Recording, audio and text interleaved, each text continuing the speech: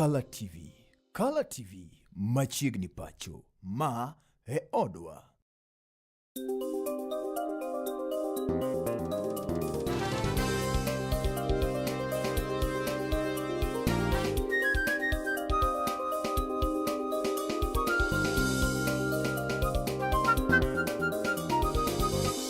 Ineno kalatvlive. Kalatvlive machiegni pacho ma e odwa. Ore nya kuna mgajwan kama mwanamenti Mokinyi ri market kod maendi warwa kyo dichengeri kendo chako chendo gi ki kalatvlive ko gwen market kod maendi Sulwe Mokinyi chakore sa pargario gi daka chel ko gwen market kod maendi lungan jasa doyo kanyakala kod da chel kod aka an Brenda agenyo wageno ni ruma ber nya kuna mgajwan kama mwanamenti kendo wantie kod ikrok mar chako ni weche manyien mar chako ni dicheng kod weche geko manyien wachako da county geko Kisii kama report koro yango ni elimbe mare maruricheng marariye county no Kisii jatend piny owacho migosi William Ruto koro ne olimo gwengwe ko kata chiru ne Roma Ikonge kanyo ne Roma bende piny owacho mare ne osingo mar keto kwano meda moktin ne milion 70 ne gedo mas chiro e lony nero manyasa ni nyakwa mgajwang kane otene kod jodito buora kine elimbe mare market kod mano jatend piny owacho bende no jiwo jopiny gwengwe kuma Kisii kod Nyamira counties ni kagiye to gisir piny owacho mar migosi William Ruto lwedo ka migosi William Ruto wuon to singonegi ni ok gibidhirgi oko e piny owacho market kod mano singo chito chachiel kod oganda jogusi goeko ka bende ne odhi nyime kod twak mare e kinde ma bende notimo limbe e winge makono. Leo mimi nimefika hapa Ikonge kuanzisha hii soko ya milioni 70 ya kina mama wa hapa Ikonge. Mnanielewa? Na sio hii soko moja, tunajenga soko 8 mpya hapa Nyamira kuhakikisha kwamba wafanyabiashara wetu hapa Nyamira wako na nafasi ya kufanya biashara. Hii soko itakuwa na cold room, itakuwa na storage, itakuwa na mahali ya kufanya biashara, itakuwa na vifaa zote, maji, stima, na kuhakikisha kwamba biashara ya kila mtu. Hii soko yetu hapa, mimi wakati niliongea na Nyamoko akaniambia tujenge soko hapa, na soko ingine tutajenga Magwagwa, soko ingine, si ndio? Unasema tuendelee ama tuendelee? Hakuna mtu mtatisha Kenya hii, si ndio? Ati wanasema sisi ndio tunaweza kuamua tutatoa rais. Mtatoa rais ya wapi? Kwani nyinyi mnanijua? Wale watu wananijua kweli? Nyinyi mkipima hiyo watu, iko mtu size yangu kwa hiyo group? Iko mtu size? Wale watu ni bure sana bwana. Sikizeni. Kwa sababu hawajapanga yoyote. Mimi nataka niwaulize nyinyi watu wa Nyamira. Hapa Nyamira iko kanisa wamejenga wale jamaa? Iko barabara yote wamejenga hapa? Hata shule, kuna shule moja darasa wamejenga hapa? Sasa nyinyi watu wa Nyamira, mimi nataka niwaulize, mnasema tutembee pamoja ama mnasemaje watu wa Nyamira? Tembee pamoja. Tuambie wale watu wawache vitisho. Ati wanasema ati Kenya itaisha. Kenya gani itaisha? Itaisha kwa vichwa jenu. Ama namna gani? Tunaelewana? Na mimi siwezi kubali nikiwa kiongozi wa taifa hili la Kenya, nikiwa rais wa Kenya, mimi siwezi kukubali mtu yeyote kutisha Wakenya wengine. Hakuna mtu ambaye ako na ruhusa kutisha Wakenya ati Kenya itaisha, ati sijui nani atatolewa kwa ofisi. Hakuna mtu mtatoa kwa ofisi na hakuna Kenya itaisha. Jatend migao mar teko migosi James Opio Wandai koro to wacho ne oganda mapacho kaeri ni kigibedi kora kaluoro mora mora ni piny Kenya ni makare mano kotenore kora ka wach modhi kama bende koro to yango ni kochopo dwe mar 12 egani to piny Kenya dhi bedo koda kamo modhuro e seche nogo bende ogolo siem mager mano ne jogo eko ma bende koro to wacho ni opando modhi ni biro maki kendo kaunegi ondamo mowinjore mar chik. Jatelo ne loso kamano bang' kane ochopo e nyim komiti mar od bura mamalo ma bende koro to chung'ne rango wechego eko mag teko kama na idayo dhoge ka otenore koda ka mibadhi ma bende okwako tend migao mare mar teko. I'm just finishing.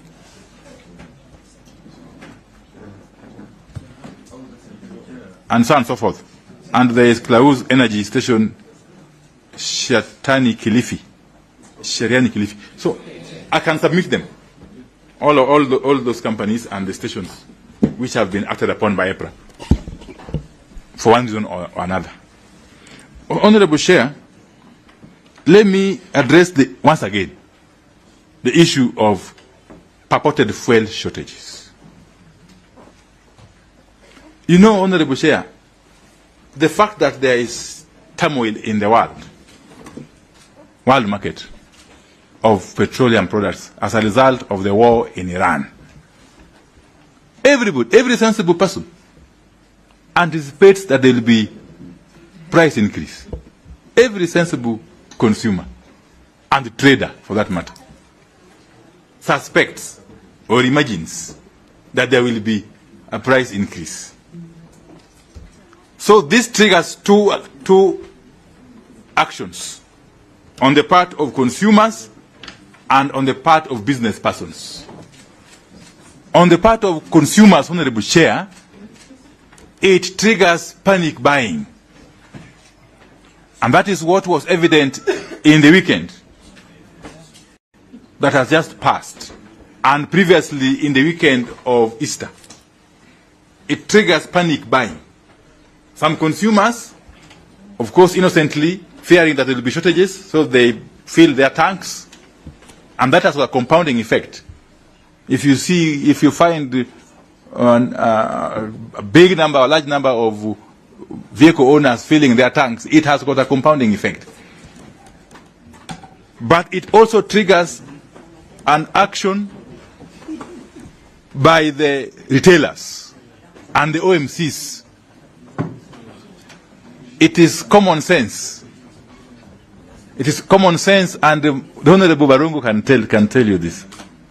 It is common sense that if you are a trader of petroleum products and you know for sure that EPRA will announce its new prices on Tuesday, tomorrow, and you anticipate, rightfully or wrongfully, that there will be price increase, then there is a tendency, there is a motivation to hoard so that you sell at the higher price. And that is what we are mitigating by this ruthless crackdown by EPRA. EPRA has embarked on a serious, ruthless crackdown on entities, on filling stations, on companies engaging in these immoral and illegal activities. And we shall not stop at just sending them show-cause letters. We have agreed with EPRA that very severe action in accordance with the law will be taken. Nyakor magi kopogore koda weche mag mibadhi mabende wachore ni oduodo PC mar jatend migawo mochung'ne weche mag modhi kod teke pacho kae ni migosi James Opio Wandayi wago ng'wech nyaka e gwenge kuma kadhadh nam chumbi kama lipot koro yango ni riwruok moro mar jotelo gwe kuma wakeini mabende luongore ni Nyinam gikone to koro wuok oko kendo go tie migosi PS miten migawo mar tekwe migosi Raymond Mololo kabende koro gikwedo malich mokalo mokum jotelo mabende osebedo ka kwedo jatelo no ero e pacho kaendi anyeto kitude koda weche goeko mag tiyo kod jonjore pacho kaendi e kwedo kendo thiro moko kuom jotelo kane gitwake kaunti no ero mande gwenge kuma kadhana nam chumbi MC Nero Mogwel mano Mikae Lydia Koth e kin jodito goeko mamoko ne owuok oko tung' mosuo kod jaod bura Nero ma Embakasi East migosi Babu Owino mabende giwacho ni osebedo ka pilo weche goeko moko ne kare kotenre koda jagoro Nero migosi Raymond Omolo gikwero Babu Owino ni koyie to chung' mabor malich mokalo kod ketho nying migosi Raymond Omolo. Kitu imefanya tukutane hapa pamoja ni kukuja kukashifu viongozi wetu kutoka Luo Nyanza na wale baadhi yao kutoka Nairobi County. Kama siku ya jana na juzi tumeona Babu Owino ameshinda kila wakati kuita jina ya Raymond Omolo, na tunajua vizuri anatumika na wale watu wa opposition kuchafua ground ya watu wa Jaluo kutoka kwetu nyumbani. Na tunaambia Babu Owino, wewe ni kijana yetu na tunakuambia angalia mbele na uangalie kiti yako, kwa sababu Raymond Omolo hajataka kusimama kiti yoyote Nairobi County. hajataka kucompete na wewe kwa kiti yako ya governor ambao unataka. Tunasema wachana na PS Raymond Omolo. Na utoe jina ya PS Omolo kwa mdomo yako. Hii mambo yako kuattack PS kila wakati hatutakubali. Na tulisema kama wamama wako, kama sisters wako, lazima tukukataze, lazima tukuambie ukweli.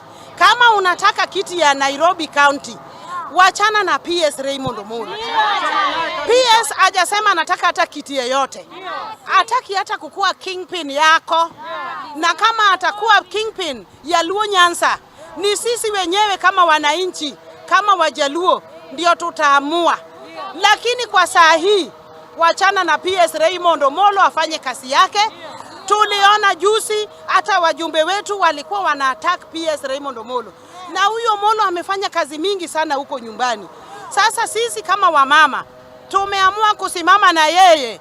Na tunasema sisi kama wamama amesimama na wajane, amesimama na wale watoto ambao hawana hata school fees, amesaidia wamama nyumbani. Omolo ndio kila kitu yetu. Ambao hatutakubali ati mtu kama Babu Owino ambao hajajiri hata mtoto moja kutoka Luo Nyanza ati anakuja kupiga PS Raymond Omolo.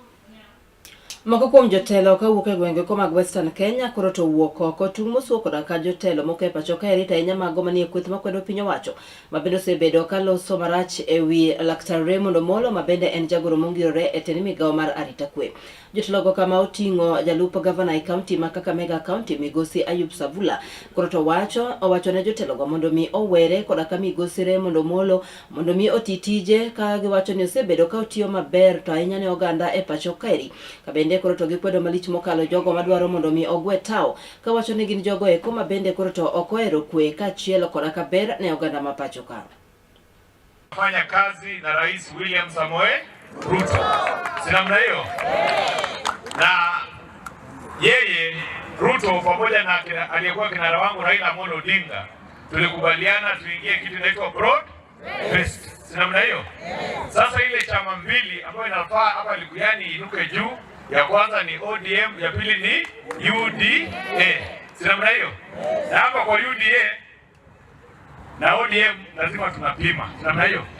Tukiona pahali iko unaruka laini mingi ndio ufikie mkubwa, unaenda ile unafikia mkubwa wapi? Haraka. Si namna hiyo. Wale watu wataamua. Nimesikia mimi ananialika hapo kwa UDA. Wale watu wataamua kama mimi nikuje nisimame na UDA ni nyinyi. Si namna hiyo. Kama mtaingia mashinani na mfanye kazi, muuze jina ya chama ikubalike. Mimi nenda tuongee na watu ya ODM tuwaambie, unajua huku sisi ndio mashemeji wa rais, wachia sisi hapa Likuyani. Si namna hiyo. Lakini mkienda mulale watu ya ODM pia wapige vizuri.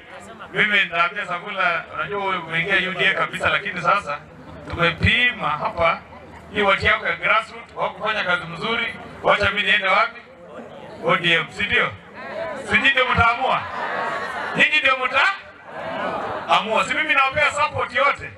Sasa nyinyi muingie mashinani mkanyage kabisa, nikipita ndo nasikia ni UDA kila kwa. Nikisikia hiyo si mimi pia naingia hapo. Si namna hiyo. Wengine wanaanza kulaumu PS ate Omolo.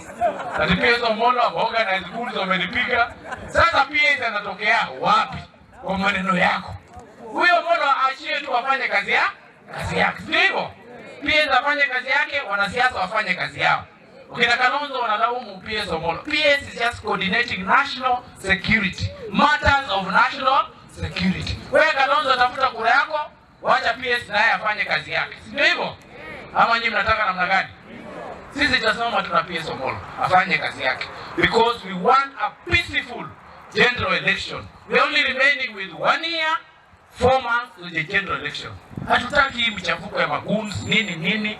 Taka government maintain law and order through apparatus of security. Brenda wacho ni sani koro en igone Migosi Raymond Omolo lebe. Amora Raymond Omolo. Yes. Is it too much? Kata kamano maybe non robot team ane ngomo mi sikilwongo nyinge weche makamaga diera ber king'eyo. Ang'o mi kweth koni kod kocha wuok oko ka support. Samaro watigi neno ni gini be king'iye malong'o en mana siasa kech king'iyo joma support gin jogo modo kata jogo masiro piny owacho.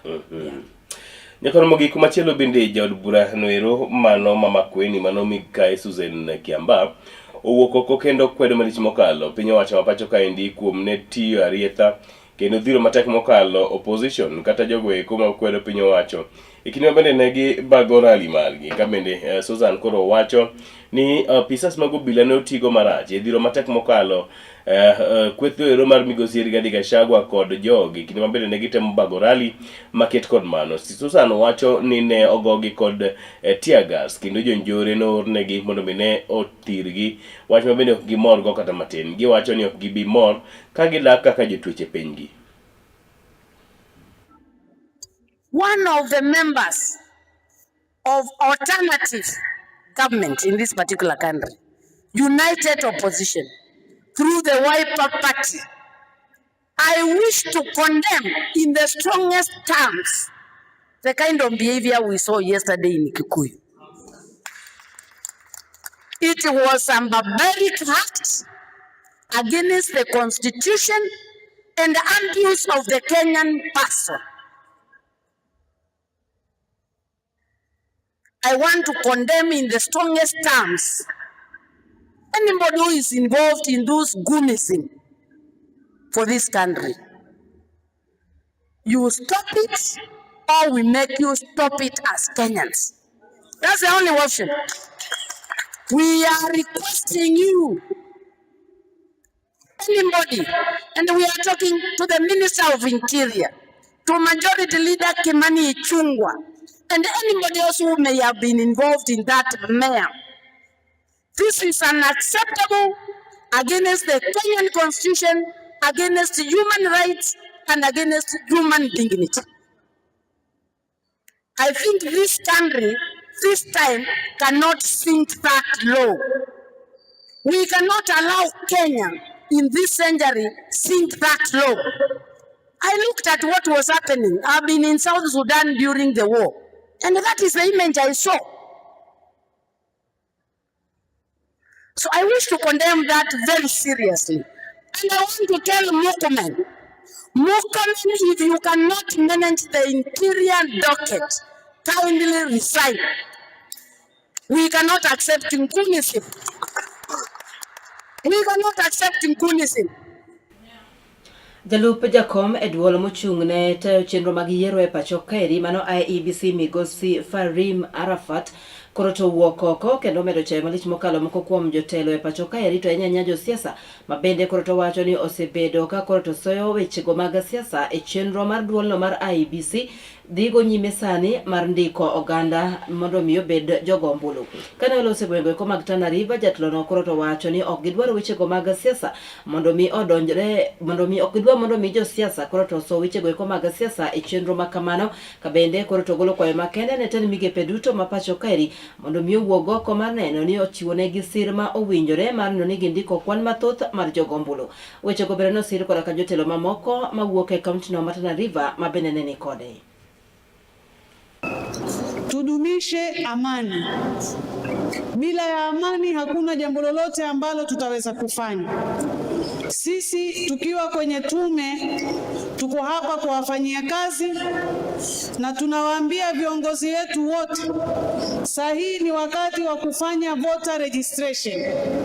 Mwenye ambaye yuko kwenye kiti, mwenye ako na matumaini ya kupigania, sisi kama tume hatutaki siasa kwenye kazi hii yetu, bali tunataka ushirikiano ya kuhakikisha watu wamejiandikisha.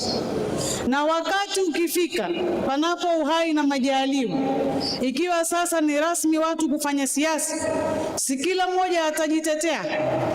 Na wewe kama mwananchi ukiwa na kitambulisho chako, hiyo ndo itakuwa ni silaha yako.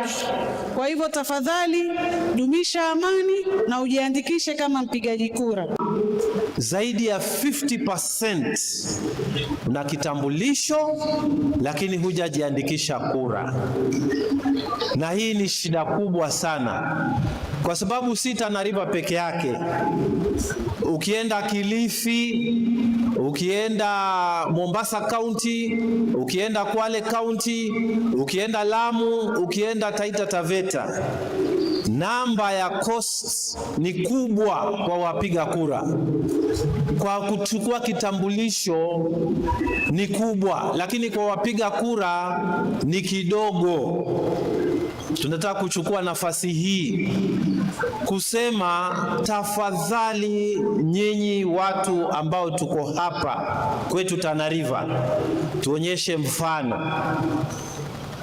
Wakati huu pale nyumbani, kama mke wako hajajiandikisha, mwambie ajiandikishe. Kama ni bwana wako hajajiandikisha, mwambie ajiandikishe. Nyokon mogi weche go mag thieth gin mago mabende koro dhi nyime kod ruombre piny kendo kethore malich mokalo e kar thieth nero mar ma Kenyatta e bure Nairobi bang' ka odiochieng' manyoro jotich maket kod mago koro ne obolo piny tulsi mag tich ka bende koro ne gikwepo weche go mag chiwo thieth ne jopiny mabende ne manyo weche mag thieth e kar thieth maket kod mano. Maendi en nyiso ni jothieth go koro chako ng'anyo margi mabende biro dhi nyime, mabende giramo kendo giumo gi piny ni ok gibi dok e kuonde thieth go nyaka piny owacho koro ketie tim dwaro mabende nyande giredho e nyimgi kendo winjruok mabende ne giseketo. Kata kamano kar thieth nero ma Kenyatta bende koro ne ogodho gi piny ka giwacho ni gisetemo maginyalo ka bende gilieko ni yande gichulo nyaka osara mag jotije go nyaka mano mar dwe mar adek kama dwe mar ang'wen ni kende ema koro dong' gikwayo jochiw thieth go ni ka giyie to gibon ng'anyo maket kod mano gidhi nyime kod chiwo thieth ne jopiny. We have been engaging the Kenyatta National Hospital management for more than a year now with several issues that are affecting our members. First, from last year, May, we engaged the management raising issues of a return to work formula that was signed in 2017 by Kenyatta National Hospital, Kenya National Government and the county governments. The return to work formula of 2017 was involving nurses to be increased, nursing service allowance to be increased from 20,000 to 30,000 from 2017. Uniform allowance was to be increased from 10,000 to 25,000. This has not been done up to today. We come on duty, we sweat, we work tirelessly. We are professionals. We give professional care. Can we be given professional pay? Hapa si tafadhali, hapa ni tupewe haki yetu. We are not demanding much. What I have done so far with my team and my management is that we have reviewed all the HR instruments of KNH. They are already with Public Service Commission, which are supposed to approve it within the next 2 weeks or so. Once the same is approved, that's what we are going to execute. And we have a deadline that they must be presented to Public Service Commission before 30th. We presented it 2 weeks ago, and most of you participated in those HR instruments. So once those HR instruments are approved by the Public Service Commission, we'll come with them here, we sit down and execute. Manena jaudu bura mararieda migosi Rafael Tuju bende kuroto uokoko kendo kuroto wacho ningi maneni andaki kama eri en kaluwore gi kit kaka piny owacho koro osebedo karakore kode. Jatelo kane loso odiochieng'no manyoro koro wacho ni nitiere kaka koro bila mapacho ka eri gete kendo mae koro miye luoro malich mokalo ka bende koro wacho ni gie seche gieki en mana jal mabende koro daka kani akicha ka en koda kaluoro ningi mane nyalo rumo apoya nono. We are all our brother's keeper and our sister's keeper. I think the impunity that we're now seeing in this country, everywhere, I think we have a lot of work to do, because if you allow impunity to take root, then that's the end of all of us. Kenyatta International Conference Center, there was a title for it. And you know how much that bought Kenyatta International Conference Center for? 1,200 shillings for the whole of KICC. We have issues with, road reserves, which some people got title deed for.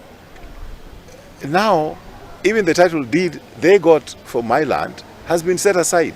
What are they doing in my compound? They're sitting in my sitting room without my permission.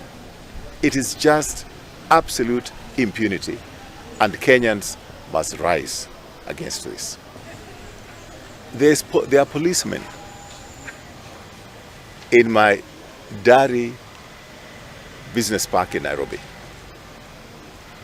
The person who wants that land has got the capacity to bring over 100 policemen into my compound. As I'm talking to you now, they are there. Despite court rulings in my favor, they are there. All right? So the first thing is that the current state should never pretend, in case they kill me, because they're the only ones who would want to kill me now, because they want my land, and the only thing standing between them and that land is me. If they want it so desperately that they send over 100 policemen to take it over, the only thing or person standing between them and taking over is me. And with all the instruments they have and all the guns they have, I think I would be stupid not to know that my life is in danger. Nyokolomogi kopogore kod mago en Iten County Mabusia koro ne okalo okang' ero mabende koro ne gisidho kondo. Oganda be kuma bende ok tin ne 173 mabende osebedo kod kit ng'ol mopogore opogore. Kata kamano Iten County ero ne okawo okang' mar neno ni otergi giyudo somo e lony manyasani. Okang' mabiro neno ni giyudo tijego eko mabende koro ginyago e lwetgi mondo mi ngimagi odhi nyime e yorno ero makare. Kane oloso e kinde maket kod mano, Gavana Makono ne oyango ber chenro maket kod maendi ka bende owacho ni ma en chenro mabiro neno ni oganda go eko koro nyalo ritore giwegi ma ok gigeno kuom piny owacho kata jogo eko mabende miyogi gik moko mabalang'. That you also graduated from being community digital champions to community digital entrepreneurs. As a county government, we recognize the youth's unemployment. It's not just a social challenge, it is an economic imperative. As the government of Busia, we see digital transformation not as a luxury, but an imperative for inclusive development, global competitiveness, and sustainable progress, guided by the National Digital Master Plan of 2022-2032, the bottom-up economic transformation agenda, and our national ICT policy. So what we are witnessing here today is an emergence of a new generation of young people who are not only skilled but ready to engage the digital economy in the different sectors or pathways that have been defined here today. Each one of you has come before us and before the county government and before all our partners and stakeholders, stating what you have learned, what you can do, what the skills can do for you, and really just how you can apply them to make money. Is it a foreign country without a skill? And sure, you go with a skill. As we always advocate for skills, ensure that these skills you go more and you acquire them will help you survive, will help set up businesses, will help for those who are working in shops and the number of IT technician, you can add now repairs to boost your income. As the world is growing global, we cannot also close our eyes to the fact that we need technology. So in Kenya, I remember our history has been very long in terms of growing technologically. From the time we had the cheap phones and then the government ikakuja ikasema kila mtu aende digital, masimu zilizimwa. But when we look back, today we say Kenya, we are way ahead in terms of the use of digital technology. Kawadwogo e kaunti ni Kisumu to eni jotelo mopogore opogore e kaunti ni Kisumu ka otelne gi koda ka gavana Kisumu kaunti ngire Peter Nyang'nyong'o ne jobago romo makende koda ka jokanyo e wechego eko mag arita kwe. Romo mabende koro no bagi mar twak e wechego mag njore masani koro osebedo kaneno e kaunti ni Kisumu. Kane giloso koro to gisingo mar tiyo kanyakla kendo neno ni gitieko njore makamago ka seche nogo bende gigolo kwayo makende ne piny owacho mamalo mondo mi koro to owuog oko ne otimo nonro mapiyo kaka nyalore kendo timo apedha mager mar noni omaki kendo kaune gi ondamo mar chika ng'ata ma itudo koda ka njore makamago. Kaka jotelo man Kisumu moyier gi jopiny kendo matiye sirikal kaka joma otelo ne piny gima nyocho timre Kisumu ka otimre Java en gima ok wanyal yiego kendo wasekwero motegno ahinya. Joluo wacho ni kudni achiel maketho ring'o to kodwa ni kudni oketho ring'o kaka jotelo moyier gi jopiny MCAs kata jogo matiye sirikal kata sirikanda motelo ni Kisumu wawinjore kawuono kaka jotelo nyaka wanyis jopiny maler gik mosetimre ka ariyo kamoro ben chieng' mana winjo ni hotel moro di jomoko dhi ovamia mago gik moko nyalo yien mondo dhi nyime. Wadwaro ni piny ong'e kabisa joluo ong'e maber ni mwandu mabiro Kisumu joma dwaro timo ohala Kisumu piny oyawore ma Kisumu onge gimoro minyalo luoro kibiro ka. Wadwaro ni ung'e ni nitie sirikal moseneno gik matimrego kendo mawacho ni manyocho timreno en achiel nyalo to ring'o to ok wadwaro ni gima kamano timre. Wakwa jopiny watiuru kanyachiel. Wadwaro ni jopiny ben king'e joma timo gigi to nyiswauru. Moko nyithindu, moko jomong'e e gweng', moko siepeu, moko wedeu. Kung'e jogi, nyiswauru kaka jomotelo ni piny. We also want to say that Kisumu will not be the epicenter of political turmoil as we have been there before. And just to call upon our people to maintain peace and to keep calm. Kisumu is the investment destination that we've all been waiting for. It is incumbent upon all of us to ensure that we protect that by keeping our calm and cooling off political temperatures. Together with the governor's team, together with the Ngao, and together with the security team, we've agreed in principle that this must be nabbed in the bud. We cannot allow this to continue, and we do not want to derail the gains Kisumu has had over the last few years. Kambi moro moko mar piny owacho mano Mizani Africa sani koro oyango ni jalar kom senate pacho kaendi mano migosi Fred Odumo Nying'or ema sani to koro telo malich mokalo e rang'iny mar laro kom maket kod mano. Nonro maket kod mano bende yango ni migosi Nying'or noero otelo kod kwan atamalo mok tin ne 12 kod kwan atamalo 23 kiluwe koda migosi Nyandiare mabende otelo kod maluwe kod kwan atamalo 12.8. Kinde gogo oganda jo Kisumu mok tin ne kwan atamalo 26.8 gin mago mabende koro podo koyango ni chung' margi kotenre koda wechego eko mag yiero senate to koro ne kanye nyakon Mogajwang'. Kata kamano nyakon Mogajwang' lendo maket kod maendi onge tudruok moro amora kod Kala TV.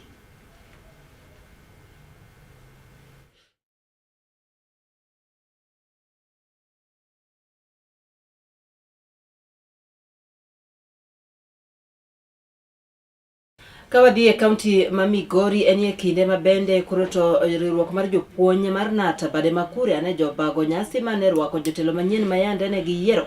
Jagoro mongirore e tend migawo mochung' ne rito le mag bunge e pacho kaeri kachiel koda kalimbe mano migosi John Oluntuor koro to nowuok oko mar ne sungo moko kuom chenro mopogore opogore mag dongruok mabende koro to yango ni piny owacho mar Kenya Kwanza osekelo ne oganda e pacho kaeri. Jatelo no e seche nogo bende nokawo thuolo makamano mar yango moko kuom chenro Mabende koro to wacho ni piny owacho mar Kenya Kwanza pod chano mar neno ni okelo ne jopiny kendo bero ngima jopiny wechego maber nosiro koda ka jotelo mamoko mane ni kode. Kendo kamano e seche nogo to riwruok mar jopuonj mar Nata koro to ywak malich mokalo ne piny owacho kage wacho ni yo masani koro to indiko godo jopuonj e tich en mano ma odhi koda ka ataro mar chike ma pacho kairi.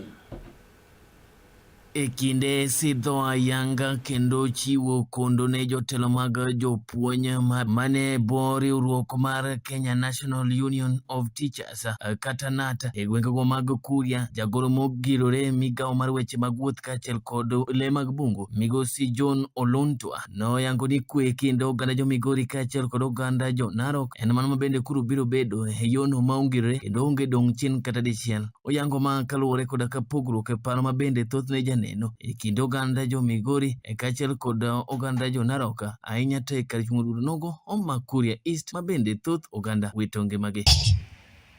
Ni jirani zetu hapa Transmara, na ndio sababu umeona hawa Wamasai hapa, kwa sababu Wamasai na Wakuria ni ndugu na dada, ni watu wamependana kwa miaka mingi, wanafanya kazi pamoja, na kwa hivyo nikawaona hawa Wamasai hapa, nasema amani yetu idumu. Hebu tuseme idumu. Makamano, jagoro mongirore migawo mar weche mag MSMEs Mikai Susan Mang'ini neno medo yango chenro mabende piny owacho osebedo ka timo ahinya to kotelo ne koda wechego mag Nyota Fund kaachiel kod moko mathoth mabende itiyo godo ahinya to mar siro rawere e pacho kaeki e yorego mag ohala. Nataka kumhakikishia ya kwamba kwa hii phase 1 of Nyota in Kuria, is it sub-county, isn't it? You have 12 wards, right? Hapo kwa 12 wards, we have a total of over 1,000 beneficiaries.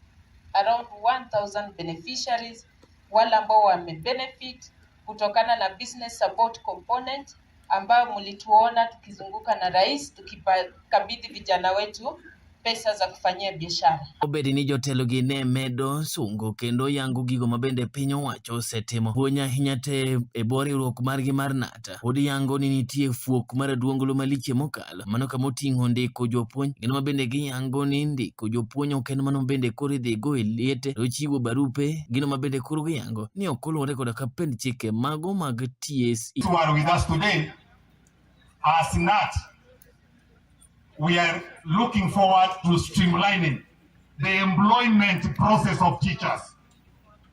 The employment of teachers in this country, first I want to thank His Excellency the President, because there is no president. Myself, I have served almost all the presidents in this country, from Kenyatta to Moi, to Kenyatta, the junior Kenyatta, to Kibaki. Now the president, His Excellency, Dr. Ruto. There is no president who has ever employed more than 10,000 teachers during a term of 5 years. This is the first president employing 100 teachers in a period of 4 years. Begin a coffee. 100,000. And I can tell you that teachers were badly in shape before His Excellency came on board. Teachers were serious, the schools were seriously understaffed. But now we can talk about schools well-staffed. And we look forward for more employment of teachers. But however, we are against this way of employing teachers through funerals. You cannot get letters from Teacher Service Commission as a politician without taking into account the teacher you are giving the letter. Unapatia mwalimu mwenye alihitimu mwaka jana. Unaacha mwalimu mwenye alihitimu miaka 10 iliyopita. Hiyo sio mzuri. You can improve on that. Kalatvlive kowuok e kar chung'od bura ma Kuria West, kaunti ma Migori, nyinga Gor Kolin. Nikoro mogi higili poto mino wuki kaunti ni Roma Migori moti kogo wechi manyien kogwen maket kol mano da koskalo kanyo Brenda Pradek kod Ochiko bangsa par kod ariyo kogwen maket kod Maindi awaka uyo machoko duogo nonro maroboke bang nonro maroboke gin twak kod jolony e weche geko ma opogre kila dutu ikete mane Kalatvlive lungan jasa doyo poda wood seme kachil kodaka an Brenda Agenyo anyasumanyana.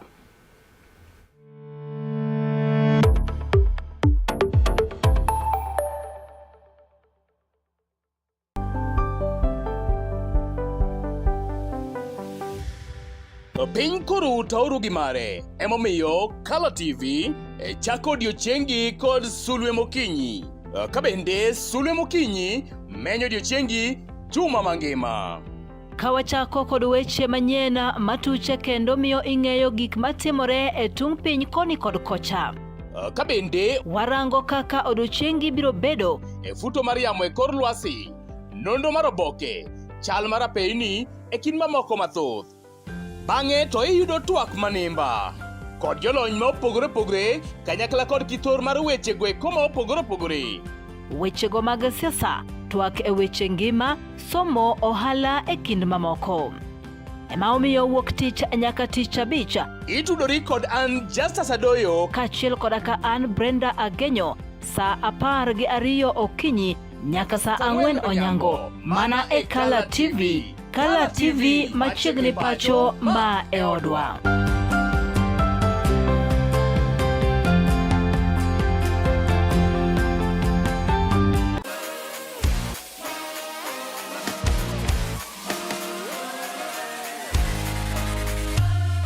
Komuoch to wan kode duoko mag tuke mopogore opogore, jotugo motimogi, kuonde magitimogie, to gin tuke magi mabiro.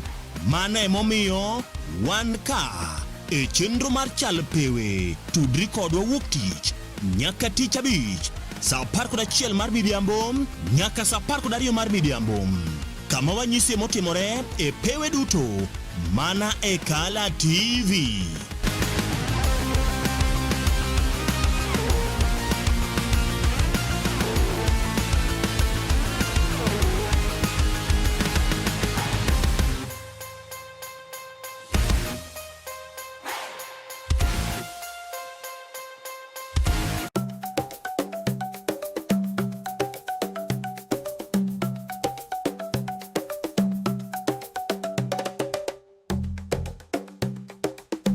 Be isegombo ng'eyo kit tedo chiemo ma opogore opogore, obed chiemo manyasani kata manyachon, machalo aliya, aluru, obambo, to kod mamoko mathoth?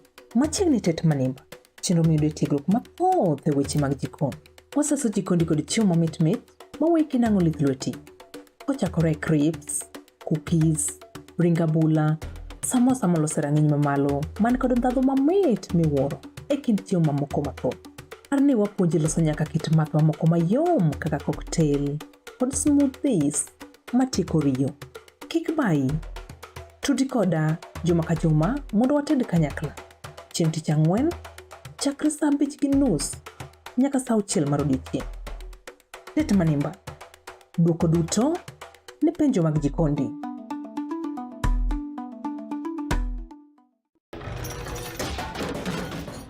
Bedo kod odiochieng' marabora e sikunde ka iduogo pacho, yud thuolo mar kweyo pachi kendo bedo gi mor e chenro mar Bang School. Chenro mar Bang School chakore saa 10:30 ma midhiambo nyaka saa 11 ma midhiambo, kama inene katun mamori, ipuonjori weche mathoth, ibedo kod mor gi nyiero motimo cathedral. Kik bayi, Bang School, chenro manigi mor lilo ne nyithindo duto. Color TV, machiegni pacho ma e odwa.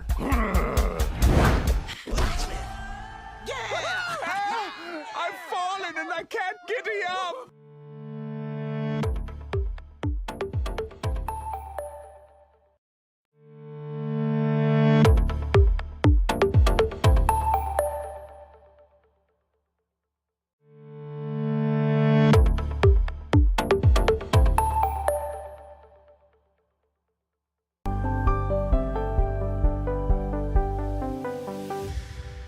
Piny koro tauru gi mare, emomiyo Color TV chako odiochiengi kod Sulwe Mokinyi. Kabende Sulwe Mokinyi menyo odiochiengi juma mangima.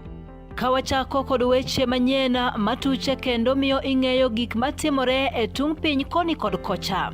Kabende warango kaka odiochiengi biro bedo e futo mar yamo e kor lwasi, nondo mar oboke, chal mar apeyni e kind mamoko mathoth. Bang'e to iyudo twak manimba kod jolony ma opogore opogore kanyakla kod kithor mar weche gweko ma opogore opogore. Wechego mag siasa, twak e weche ngima, somo, ohala e kind mamoko. Ema omiyo wuok tich nyaka tich abich itudori kod an Justus Adoyo kaachiel koda ka an Brenda Agenyo saa 12 okinyi nyaka saa 4 onyango mana e Kala TV. Kala TV machiegni pacho ma e odwa.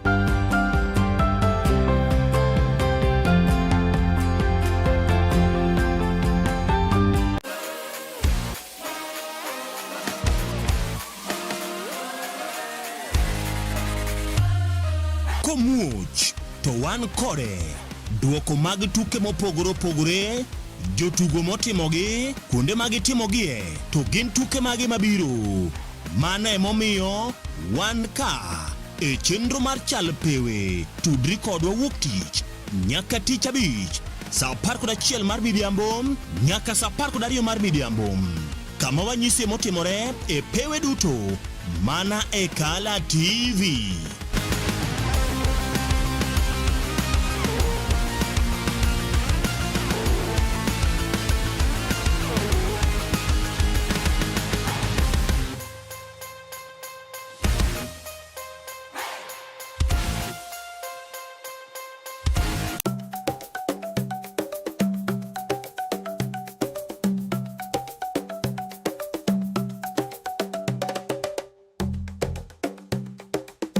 Be isegombo ng'eyo kit tedo chiemo ma opogore opogore, obed chiemo manyasani kata manyachon, machalo aliya, aluru, obambo, to kod mamoko mathoth?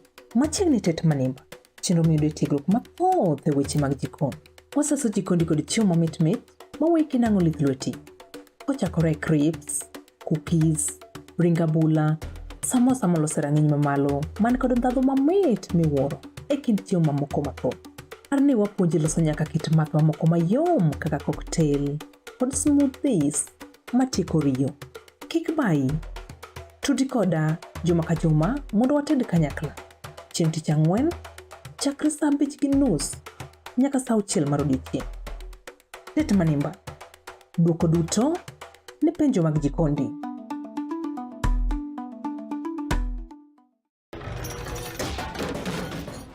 Bedo kod odiechieng' marabora e sikunde ka iduogo pacho, yud thuolo mar kweyo pachi kendo bedo gi mor e chenro mar Bang School. Chenro mar Bang School chakore saa 10:30 ma midhiambo nyaka saa 11 ma midhiambo, kama inene katun mamori, ipuonjori weche mathoth, ibedo kod mor gi nyiero motimo cathedral. Kik bayi, Bang School, chenro manigi mor lilo ne nyithindo duto. Kala TV, machiegni pacho ma e odwa.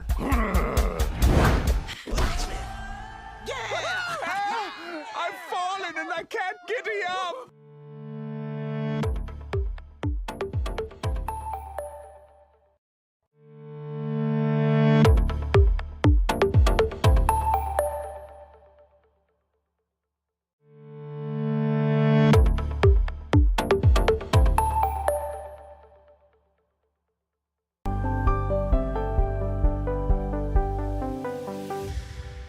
Piny koro tauru gi mare, emomiyo Kala TV chako odiochiengi kod Sulwe Mokinyi.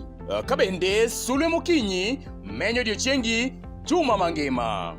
Kawachako kod weche manyien matuche kendo miyo ing'eyo gik matimore e tung piny koni kod kocha. Ka bende warango kaka odiochiengi biro bedo e futo mar yamo e kor lwasi, nonro mar oboke, chal mar apeyni e kind mamoko mathoth. Bang'e to iyudo twak manimba kod jolony ma opogore opogore kanyakla kod kithor mar weche gweko ma opogore opogore.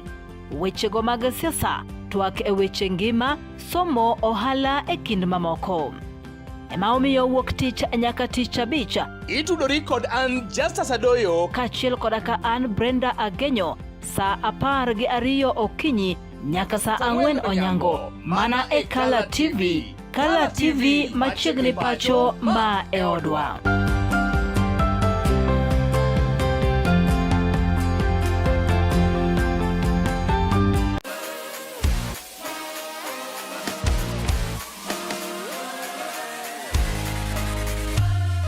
Komuoch to wan kode duoko mag tuke mopogore opogore, jotugo motimogi, kuonde magitimogie, to gin tuke magi mabiro. Mano emomiyo wan ka e chenro mar chal pewe. Tudri kodwa wuok tich nyaka tich abich saa 11 mar midhiambo nyaka saa 12 mar midhiambo, kama wanyisi motimore e pewe duto mana e Kala TV.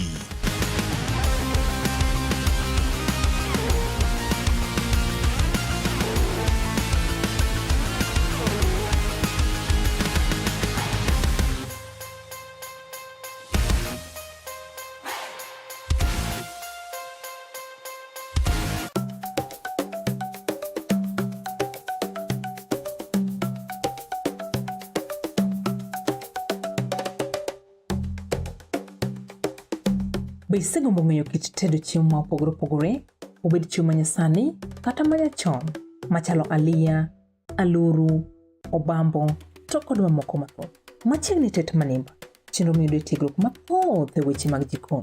Waseso jikondi kod chiemo mamit mit maweki nang'o lith lweti. Kochakore crips, cookies, ring abula, samosa molose rang'iny mamalo man kod ndhadhu mamit miwuoro e kind chiemo mamoko mathoth. Arni wapuonji loso nyaka kit math mamoko mayom kaka cocktail kod smoothies matieko riyo. Kik bayi, tudi koda juma ka juma mondo wated kanyakla. Chieng' tich ang'wen, chakre saa 5:30 nyaka saa 6 mar odiechieng'. Tet manimba, duoko duto ne penjo mag jikondi.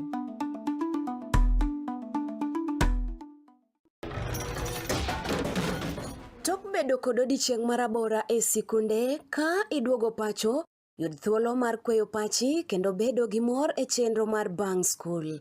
Chenro mar Bang School chakore saa 10:30 ma midhiambo nyaka saa 11 ma midhiambo, kama inene katun mamori, ipuonjori weche mathoth, ibedo kod mor gi nyiero motimo cathedral.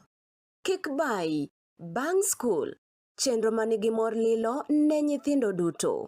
Kala TV, machiegni pacho ma e odwa.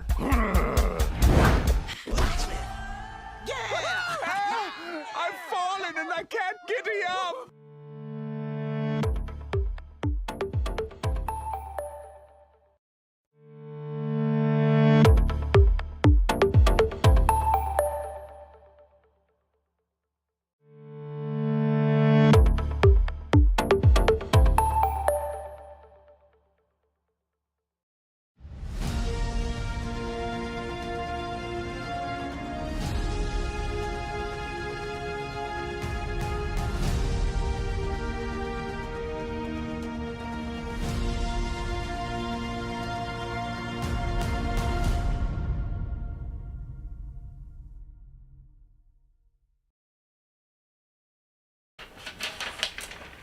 Machiegni kendo nyako mga juang kamoro moro ma intie Okinyi ri market kod mani Brenda en Okinyi mar chieng' tarika gazeta ndiga tarika 14 dwe mar auchiel Tuesday.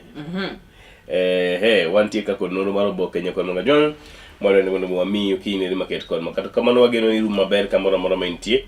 Wamosi ni good morning. Uchiew nade? Habari za asubuhi. Jaero udhi nade? Oh, Joahero. Joahero dhi maber sani.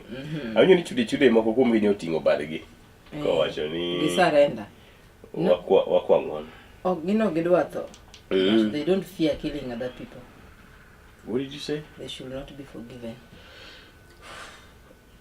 They should not. Daily Nation.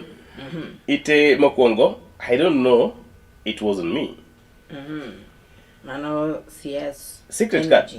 CS says is not privy to details of the next fuel price review due today. Kautarika pargadi. Apagangwe. Kaune mi ing'ie bech mo. Okay. Energy Cabinet Secretary Opiyo Wandayi deflected questions by MPs about the fuel scandal, insisting he was kept in the dark by his what? Officers.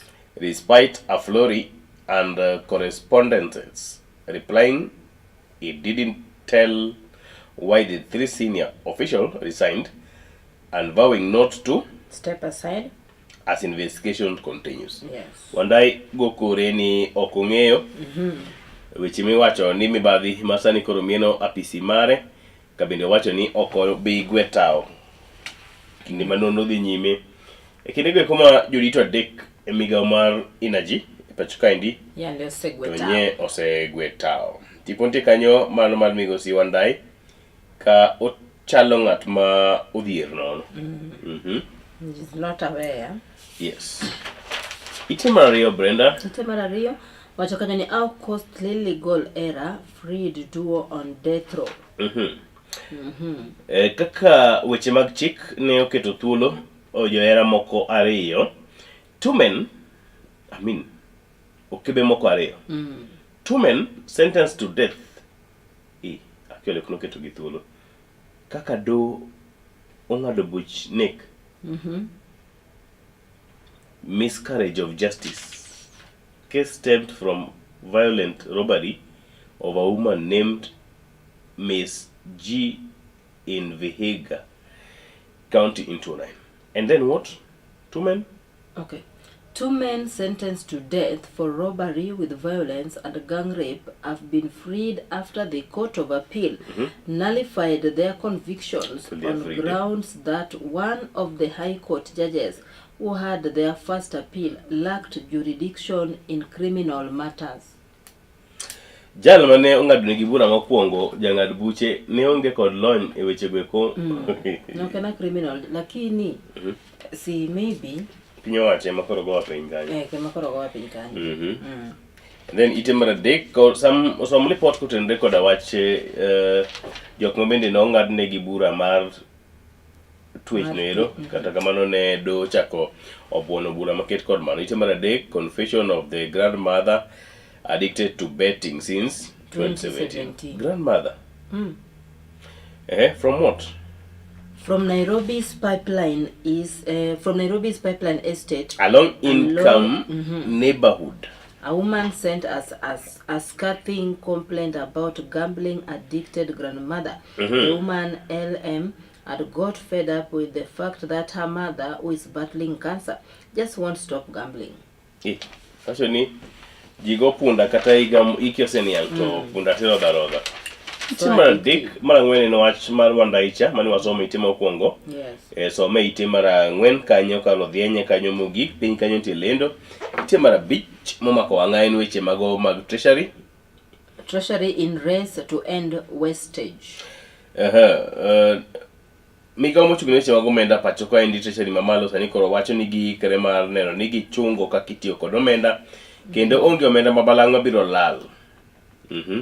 So report maket kod mano ite mar abich kabende ite mar auchiel 34 and counting rush to register new parties.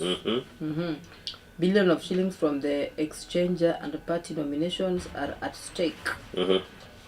Nacho ni koro duond buche medore. Duond buche koro oganda koro dhi nyime kod ndiko duond buche mopogore opogore pacho ka. At least 34 new political parties. The 34 are just new political parties. With barely 16 months to the 2027 general election. 16, kar pod ogeny. Wendi ite mar abiriyo kanyo wantie kod report kotenore kod I'm not in your league. You cannot intimidate me. Ruto tells opposition.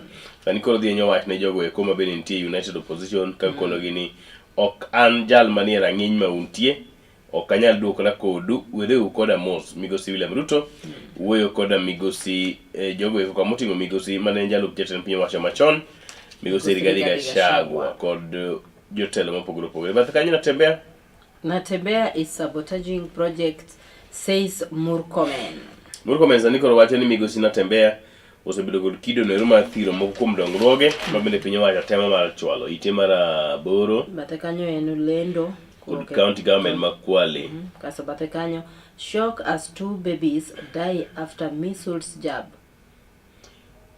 Ni midhiero koro mako oganda moko bang' ka nyithindo moko ariyo mabende nonyuol dichiel ne tho bang' ka ochuondgi sindan nero ma thiro tuo Tuoro ero mar measles. Angiew.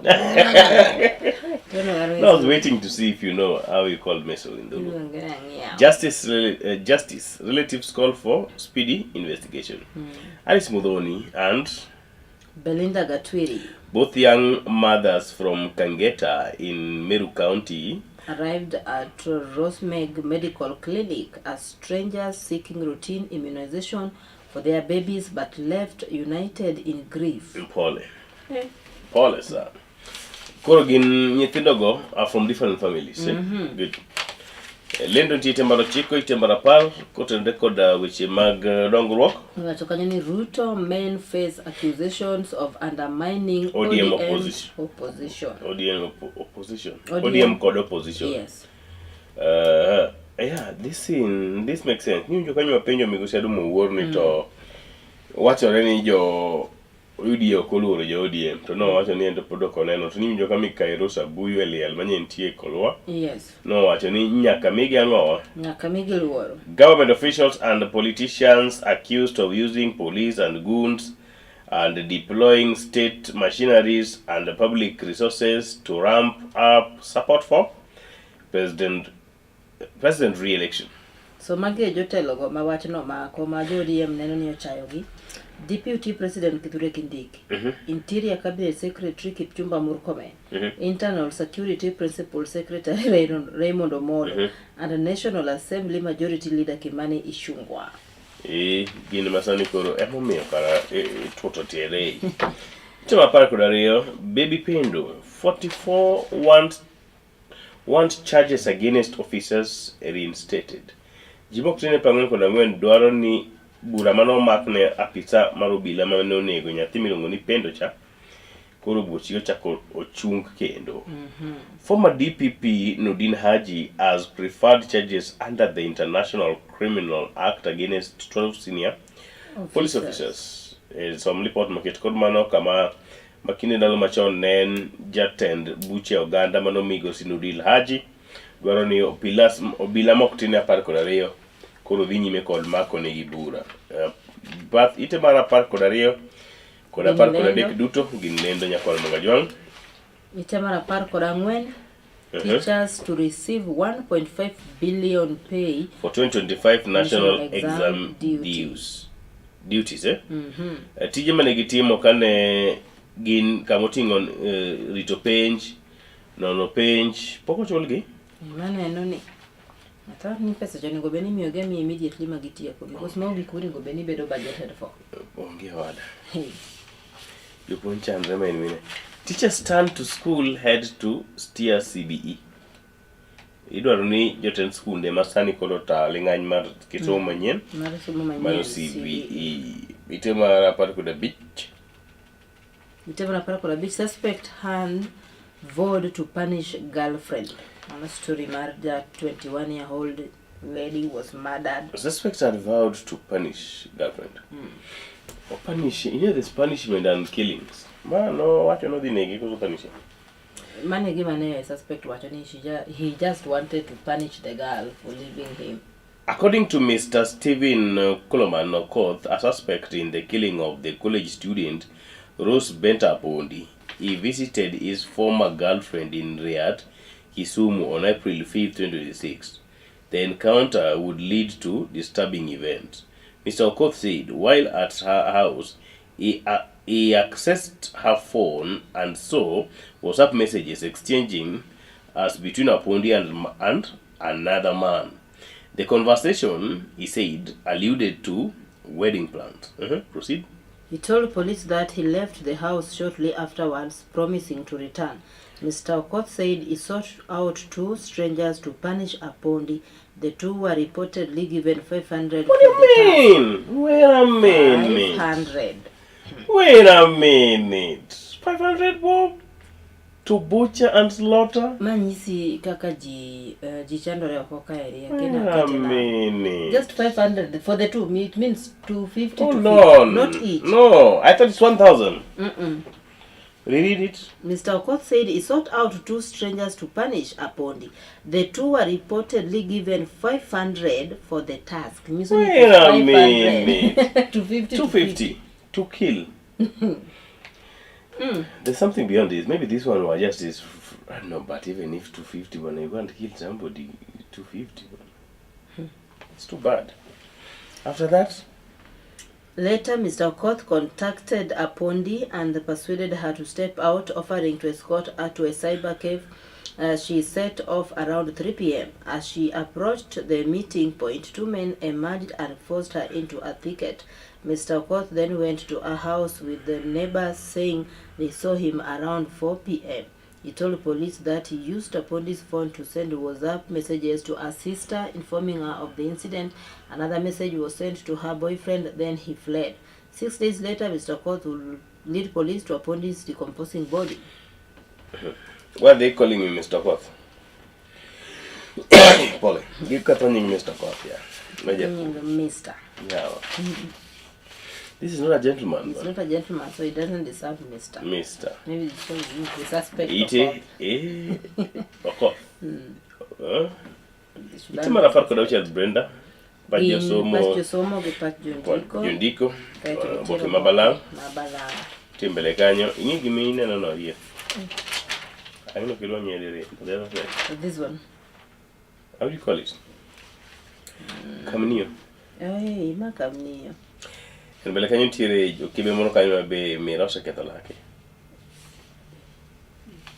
Stolen smile. No, they don't want to smile. And then oboke mabalang no laka ka vinyi me kanyo ka moga jwang. Kendo weche mangi mabentie e weche iteno ero. And mbele kanyo isechopo goro apar video tikanyo goro mar cartoon.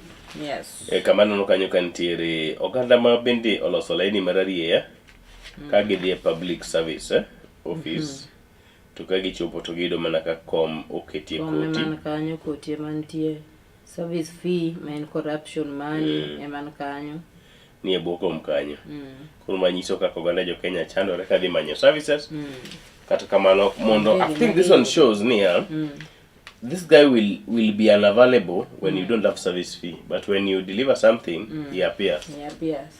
Yes.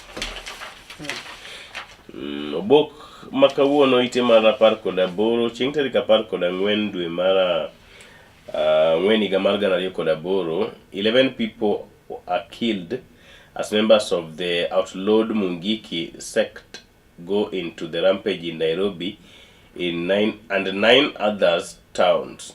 They barricaded roads, banned cars, disrupted public transport, and blocked major highways, allegedly to protest against the killing of the wife of the jailed leader Maina Njenga. Here, residents of Kayole, Nairobi, took at the shell of one of the vehicle that was set on fire by the sect members. Esigana makawuono uyo kum lwenye mabene no bedo ignigo koma chukalo chin. Actually, it was during the post-election. And then Batakanyo Wichima counties. Nairobi County city residents accuse NCWSC of supplying salty water. Nairobi sewerage. Ignore COG audit boycott, senators urge governors. Ignore? Council of Governors audit boycott. Okay. And then Pinyikanyo and Ogiek secure rights to ancestral land. And then Timara Prario inquest. Inquest into child's death raises many questions. In Mombasa County. And then Pinyikanyo city residents accuse her Isesome. And then Batakanyo tier resident want historic Kisauni cemetery fenced to curb interferences. Itema preko da cheli ginlendo magowe ligue komatindo. Itema preko da rio ginweche motimre pinjige koma oko. Pope watinago? Pope blast neo-colonial conflicts after Trump flack. Then itema preko da dig ginweche koma goala. KPA wins 1.3 billion tender fight against Finnish farmer. Itema preko da ngwen stock exchange. Kakomenda ringo ipacho kaini bumbi madongo preko da beach. Yes. Prario kod abich gin Agaja Meli kod Kwana. And then prario kod auchiel gin lendo mag ute kwang pogore prario kod abiriyo gin lendo matindo tindo gi lak nyaka ite mar prario kod aboro. Prario kod chiko ya mama goro lalgo. Dr. Olivia Achieng Opere. Olivia Achieng Opere bro ko kariyo mare mogik. Homa Bay. Pala Ndiwa constituency Homa Bay County. Then on kod William Oduro Tieno. Bende Ndike matindo. Wacha ni wangi chandi. Kama walilipa kidogo na wameandika. Weche mag tuke chakre ite mar pradek odhi nyaka pradek kod achiel nyaka pradek kod nyaka ite mogik. Ka ite mar pradek kanyo gin champ Makoi Terry for 100 meters contest in Keino Classic, Yes. Manu Borsom ite mar pradek. Ite mar pradek kod achiel Lela Said from Ringside Mam to Elite Boxing Referee Judge. Okay. Oh, onya dendi no iro. Som report mare ite mar pradek kanyo nyaka mojwang. Deko skalo kanyo apa bang sa achiel parni sa achiel kod nus wabedo kod twak mokwongo mapiyo piyo wang'iyo oboke neri mano mar Standard today. Yes. Standard makawuono ni eri. Ayudo ka producer mara Buonjo owacho ni wadhi piyo piyo mamore. Standard today fooling Kenyans. Fooling Kenyans. Playing clever. Nearly 2 weeks after the arrest of Mohamed Leban, Daniel Kipto and Joy Sang, no charges have been filed, raising questions about the intent of the operation. As investigators failed to submit a file to prosecutors, the delays risk fueling suspicion that the spectacle was meant to project action rather than deliver accountability, even as Energy Cabinet Secretary Opiyo Wandayi insists he will not resign. Mohamed Amin, DCI boss, Renson Ningonga, DPP, and Opiyo Wandayi, Bagayo Milone mondo miyo mijo Kenya duoko kotenre koda mibadhi owacheno kwako afisi nero mar Moi pacho kae. Ite mar ariyo Rising terror financing concerns prompt stricter PBO regulations, public benefits organizations regulations. Public benefit organization reinstates scrutiny amid terrorism financing fears.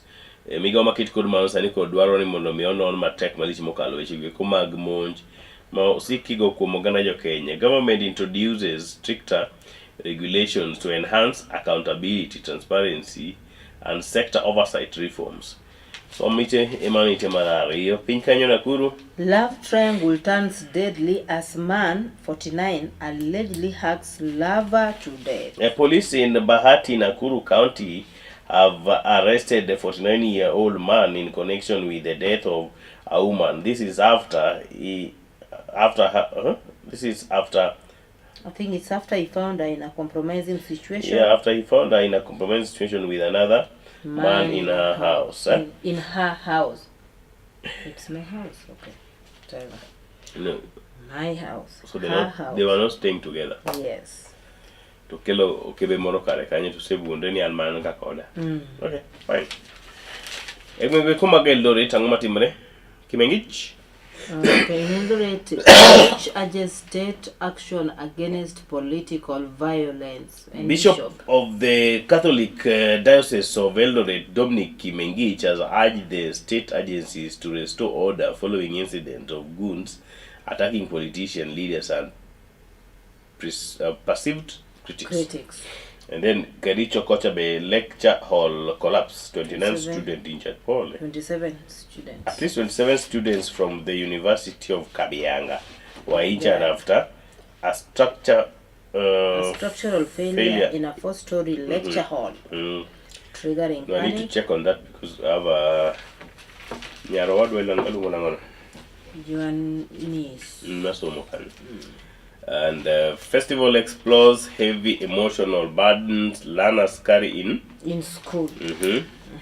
The mental health theme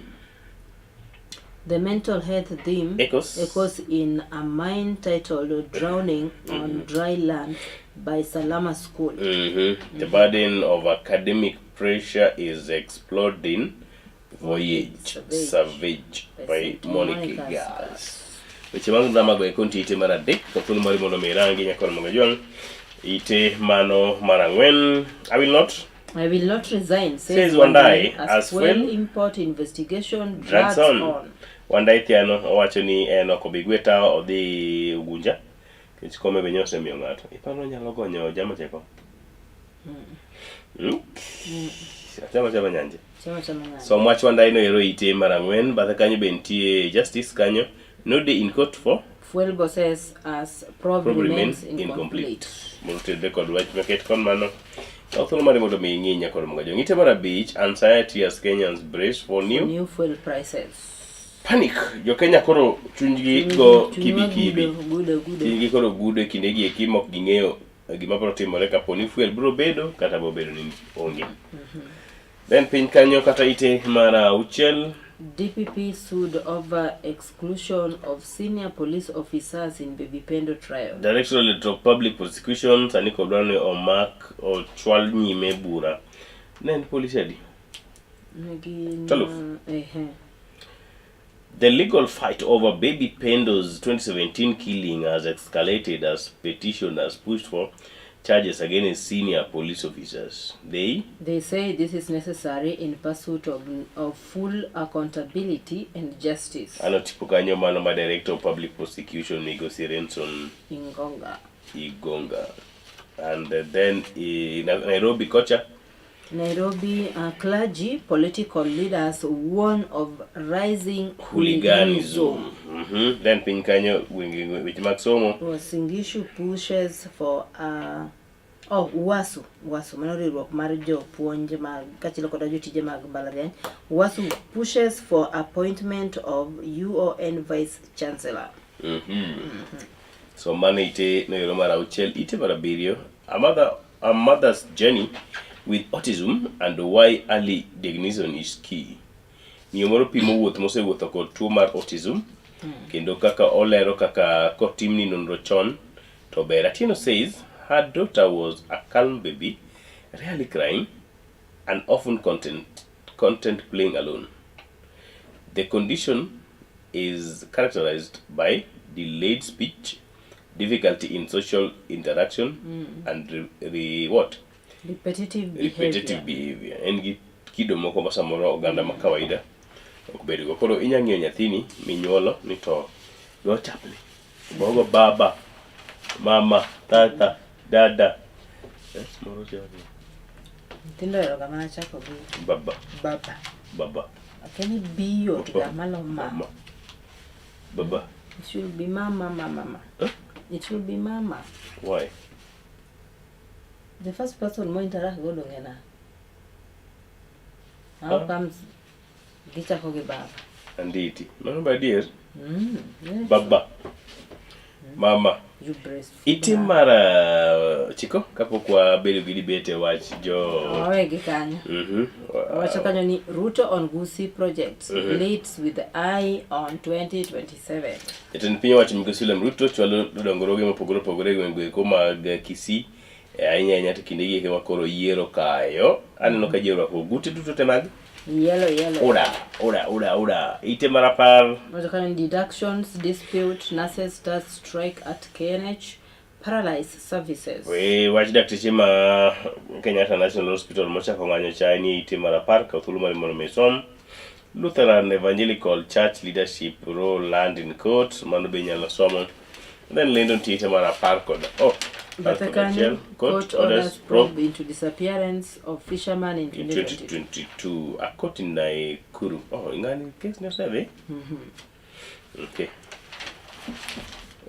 Pacho ndiko ni ite marapar kod apagari apar kod adek. Kagoro mar Katun bintie bathe kanyo. Ineno metho. Aneno metho bathe kanyo. Welcome to the slopes of Mount Kenya. And then Methu is saying what? Here. Yeah. When we say jump, you jump. And that is Ruto. Jumping. Is this really Ruto? This place? Tungerongeni kanyo ni Ruto. It has how high? Vijiji wachoka. Oh, ma Ruto gindike. But those people face no Ruto at all. Rigiji. Inge ruto to mato mar metho donge. Mato mar metho. En rigiji be ok apar kama rigiji. Koso ng'iyo mbele. Ng'iyo mbele. Koro jigi nani omako ne ruto to ni mondo jump high. To chedo ng'ino ka yelo. Item apart with a deck and penjo, should there be mandatory training for all clerics? It should be. And which kanisa okapingarago. Item apart with a ngwen pajiso moko pajo Nicola kalaka nyaka item apart with the beach. Item apart with the ocean. To reach Singapore, Kenya must avoid the political path that leads to Haiti. Machomo Haiti. Tail. Sina maoni. Boki mabalang otunde koda wechege kumag energy ntie kanyo. Wechege kumag teko podi nyime wechege kumag energy. Orenga nenga kanyo nyaka itego kuma mambele nyaka mga juang lindo ntie ite mapre koda dig. In Mariti. Oh. And then Pradeko beach. It's Magoala IMF boss wants. Global system not ready for AI cyber threat. Okay, pia nyaka itema Pradeko chel. Kaka medaringo ibumbe. And then itema na parario koda birio which ma timre pinjema oko. US moves to choke Iranian oil exports with naval blockage. Okay. And then Belekanyo Oboke wetwete. Trade Crocodile Europe reacts to Orbán poll defeating Hungary. Benin leans into painful past to attract tourists. Then Nitema Precoda Chico Gajameli Kod Kwan. Pradik Lendo Pradecoda Chel Lendo. Only Nyaka Pradecoda area Pradecoda Dek. Nyaka Pradek Kodangwen. Nyaka Bat Pradecoda Beach.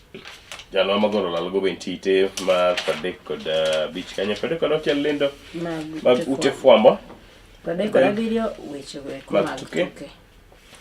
Inside Eliud Kipchoge's ambitious plans. Watch mar Eliud Kipchoge nero so tolo madimon migo e wangi ite mar Pradek koda video Pradek koda boro Kenya renews rivalry against Uganda in Enterprise Cup tie. I don't know, Kanyo Kabra Sugar Derek Ashunda in action against Menengai Oila during the Enterprise Cup semi-finals. Then Batekanyo near what? Near Mrs. Initiate Soul searching for big shots. Lisa Hill Academy celebrate after qualifying for the Brookside National Term 1 basket final in Kisumu. And then St. Anthony Vincent Onjiri left and Joash Musiani of Ringa Boys during the Brookside National Term 1 Hockey Championship. Tukikone meet Kanye National Term 1 Games. Fallen Giants. Nyoro no miswa jo manao kalo madi. Wale Fallen Giants. Jok makoro norem. Rugby. Kakamega High. Udon. Butula Boys. Udon. Koyonzo. Udon. Menengai. Udon. Basketball. Dr. Agri. Udon. Leisa Hill. Udon. Agoro Sare. Udon. Kayatiwi. Udon. Handball. Kimilili. Udon. St. Joseph Boys. Udon. Hockey. Kisumu Day. Udon. Musingu. Udon. Tigoi. Udon. Thank you. The editor Mar Standard. You didn't mention the great Marcelo. Go kibi. I'm gonna do the annual. Hey, Marcelo, all the people. Yeah. Itemogik Junior Starlets shift focus to World Cup qualifier duel. Which market Rashford with the point to prove as Baka target Atlantico comeback. Mage weche mantie weche kuma tuke kanya kala kona moki mrefa chokendi. Yes. Ko dugwenge mako Brenda Dakos kalokanyo prario koda Dick. Mano Toksachel. Kubin market koda odhibedo kotwa koda Mikae Shima Pamela Odhiambo. Obedo odhi to go thulu machok mabiro mbele kanyo. Iye wakao yo machok Brenda. Yes. Ingi watch? Aunge watch. Ikue kanyo kinyathi. Akue ka Pima ya gulu. Pima ngech manevrage. Gulu. Very cold. Inya gulu madala. Bise modho pia gulu. Mane pima dongo omit sana. Benolo wako ga gulu. Very How many times a month? Dichiel. Twice a week. Kigoyie kiluoki. Ng'ane ndonge mono luoke last time, ng'ane mokoro luoke. Maluoke kawuono. To be setuomo pi ka osedhi piny miyudo duro. Duro. Yude iye kanyo mati. Timoni timodha modha. Abe wangi mangima. Abe wangi mangima. Asedhi nyako gwal. Iya, kachaka modho pi. Kachaka. Mano kachaka pi. Walai. Pi moro mowuok iye kanyo kachaka modhi. Mane kaka chunya rach. Chunya rach sana. Walai.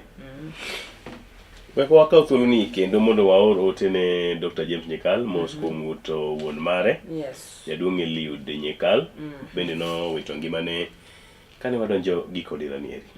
Ote ni ne Dr. James Nyikal aoro ote mag lit koda kuyo ne familia mare mangima kachiel koda ka joseme duto. Mosuru jokodongo semelang'o. Yes. Kuom wito jaduong' ma wiye otimo jere, jaduong' Eliud Nyikal ma bende chenro mar ike ichano kendo dhi nyime. Wait thuolo wadho walem Nyikal wagone mos. Yes. Ibet kiwadu kata e mor kata kuyo. Scratch my back. I scratch your back. Dr. James Nyikal, jaod bura maseme, jaduong' jakom mar duol mar jood bura makaluo. Yud mos marwa makende kowuok e Kala TV. Kinalo duto wacho ni machiegni pacho ma odwa daktari emomiyo wariwre kod anyuola ni duto te kwao ni mos makende kotenre kod tho mar wuonu mano jaduong' Eliud Nyikal ma bende Nyasaye okawo ka jahigni 100 kod auchiel Brenda. Wapako wadhialo ngimane. We are celebrating alive. Ngech jaduong' kochopo higni 100 gi wiye. Yes. That's a grace of God. Mano grace. Kabisa. Mano makende mar Nyasaye. To in kod familia ni, mama Dani, ji duto te Nyasaye omiyo ng'uono daktari, wachung' kodu wan kodu e achiel. Gi jokodongo te semelang'o duto te Nyasaye mondo mi oywe pi wang'. Brenda, watieke gi kanyo, wakaw ywe machok waduogo twak. Iluonga ni Jasa Sadoya wuod Seme. Kachiel koda kan Brenda Agenyo Anyasumba.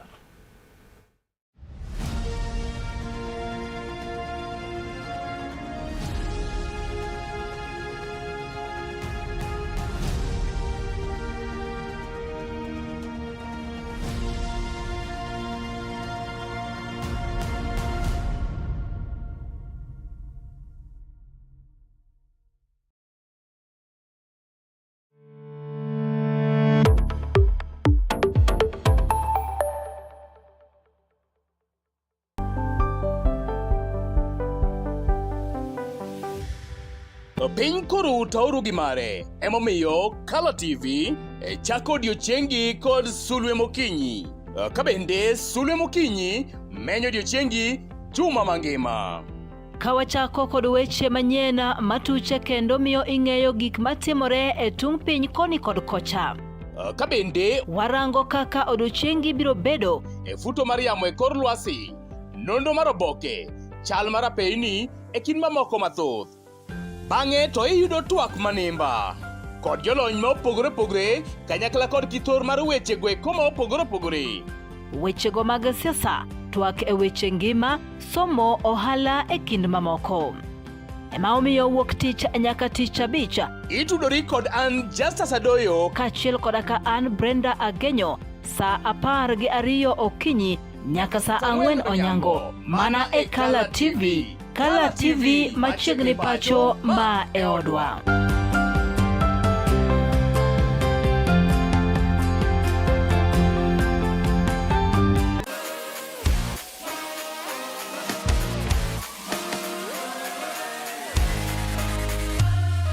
Komuoch to wan kode duoko mag tuke mopogore opogore, jotugo motimogi, kuonde magitimogie, to gin tuke magi mabiro.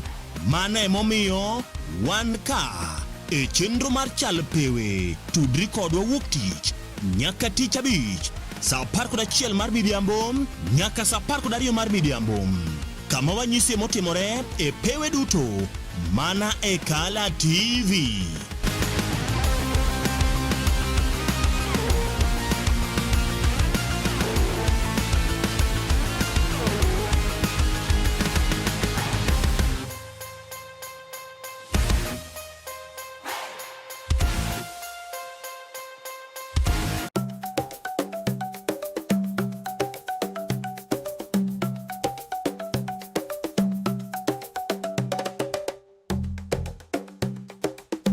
Be isegombo ng'eyo kit tedo chiemo ma opogore opogore, obed chiemo manyasani kata manyachon, machalo aliya, aluru, obambo, to kod mamoko mathoth. Machiegni tet manimba, chenro miyudo tiegruok mathoth e weche mag jikon. Waseso jikondi kod chiemo mamit maweki nang'o lith lweti. Kochakore crips, cookies, ring abula, samosa molose rang'iny mamalo, man kod ndhadhu mamit miwuoro e kind chiemo mamoko mathoth. Arni wapuonji loso nyaka kit math mamoko mayom kaka cocktail kod smoothies matieko riyo. Kik bayi, tudi koda juma ka juma mondo wated kanyakla. Chieng' tich ang'wen, chakre saa 5:30 nyaka saa 6 mar odiechieng'. Tet manimba, duoko duto ne penjo mag jikondi.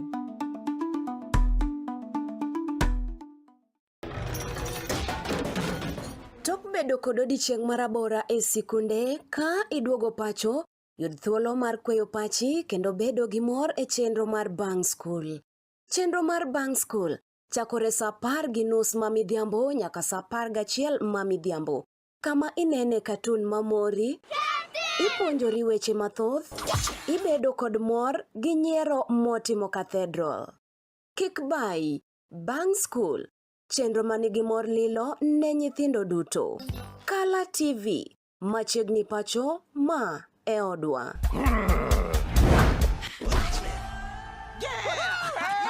I've fallen and I can't get up.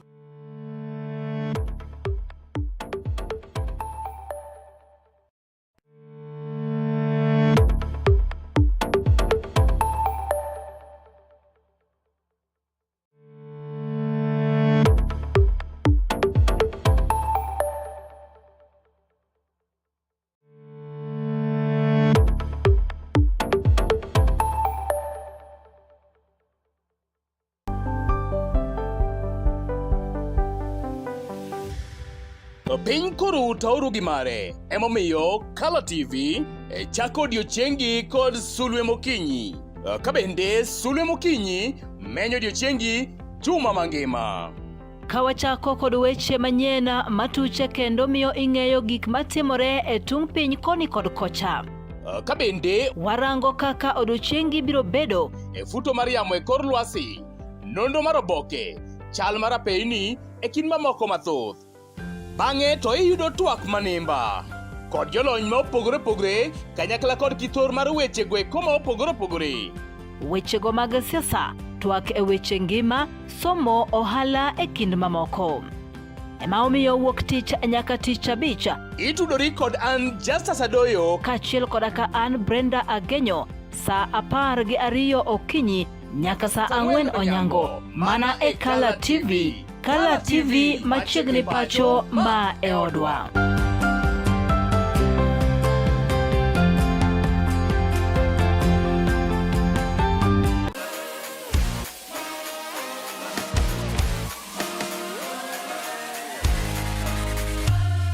Komuoch to wan kode, duoko mag tuke mopogore opogore, jotugo motimogi, kuonde magitimogie, to gin tuke magi mabiro. Mana emomiyo wan ka e chenro mar chal pewe. Tudri kodwa wuok tich nyaka tich abich saa 11 mar midhiambo nyaka saa 12 mar midhiambo.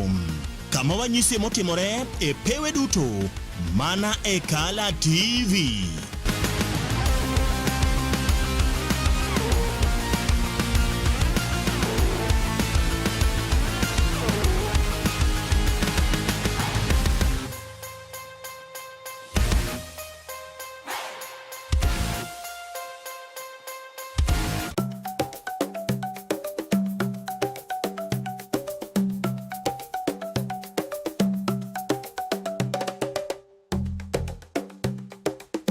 Be isegombo ng'eyo kit tedo chiemo ma opogore opogore, obed chiemo manyasani kata manyachon, machalo aliya, aluru, obambo, to kod mamoko mathoth. Machiegni tet manimba, chenro miyudo tiegruok mathoth e weche mag jikon. Waseso jikondi kod chiemo mamit maweki nang'o lith lweti. Kochakore crips, cookies, ring abula, samosa molose rang'iny mamalo, man kod ndhadhu mamit miwuoro e kind chiemo mamoko mathoth. Arni wapuonji loso nyaka kit math mamoko mayom kaka cocktail kod smoothies matieko riyo. Kik bayi. Tudi koda juma ka juma mondo wated kanyakla. Chieng' tich ang'wen, chakre saa 5:30 nyaka saa 6 mar odiechieng'. Det manimba. Duoko duto ne penjo mag jikondi.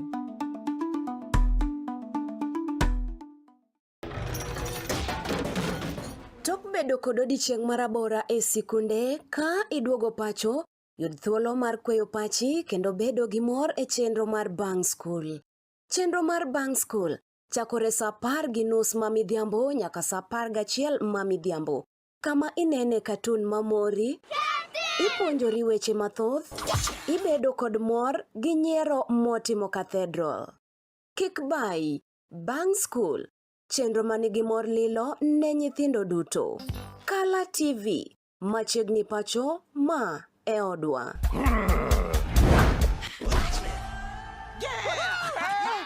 I've fallen and I can't giddy up.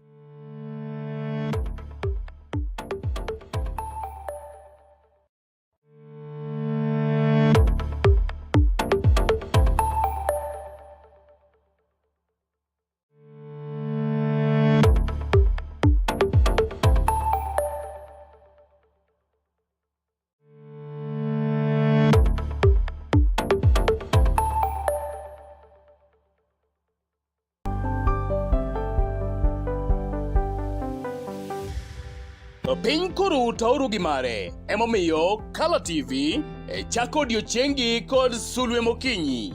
Ka bende Sulwe Mokinyi menyo odiochiengi juma mangima.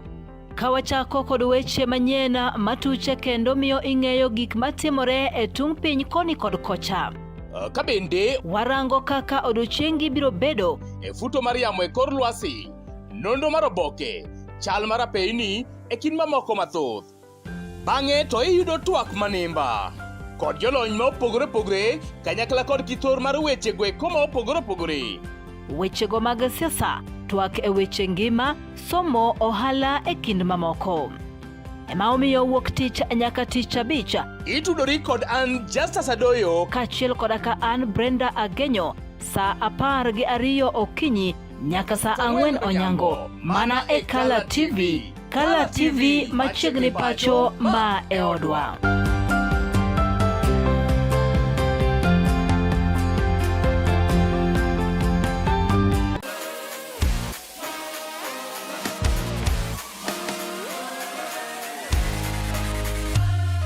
Komuoch to wan kode duoko mag tuke mopogore opogore, jotugo motimogi, kuonde magitimogie, to gin tuke mage mabiro.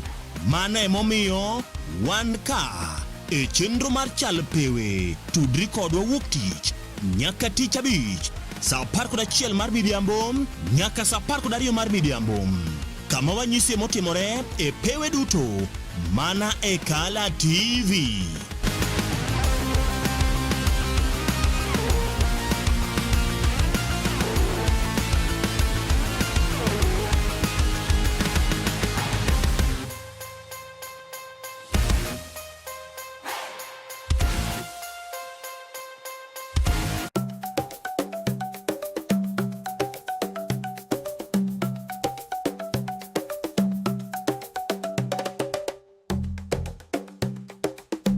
Be isegombo ng'eyo kit tedo chiemo ma opogore opogore, obed chiemo manyasani kata manyachon, machalo aliya, aluru, obambo, to kod mamoko mathoth. Machiegni tet manimba, chenro miyudo tiegruok mathoth e weche mag jikon. Waseso jikondi kod chiemo mamit mit maweki nang'o lith lweti. Kochakore crepes, cookies, ring abula, samosa molose rang'iny mamalo man kod ndhadhu mamit miwuoro e kind chiemo mamoko mathoth. Arni wapuonji loso nyaka kit math mamoko mayom kaka cocktail kod smoothies matieko riyo. Kik bayi. Tudi koda juma ka juma mondo wated kanyakla. Chieng' tich ang'wen, chakre saa 5:30 nyaka saa 6 mar odiechieng'. Det manimba. Duoko duto ne penjo mag jikondi.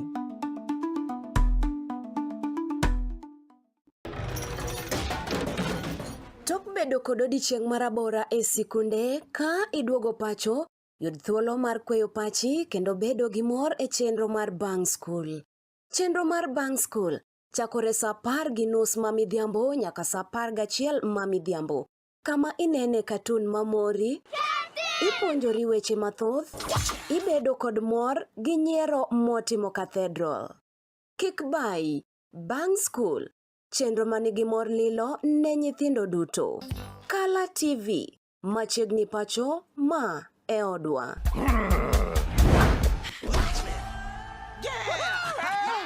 I've fallen and I can't giddy up.